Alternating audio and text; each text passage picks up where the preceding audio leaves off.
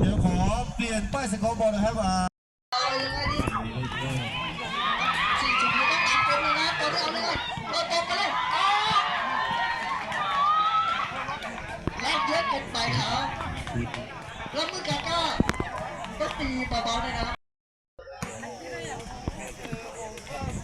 สามคนหลังได้อย่างนี้ต้องสบายได้สีชมพูได้นะครับรอบนี้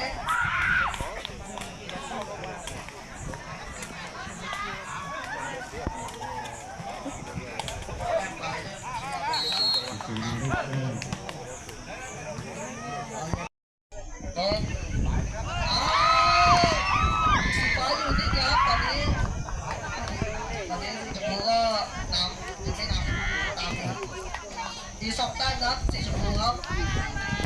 อันนี้เป็นต่อ23ครับนี่เอายังไงสีฟ้าก็ครับสีชมพูเอายังไงจะได้หรือไม่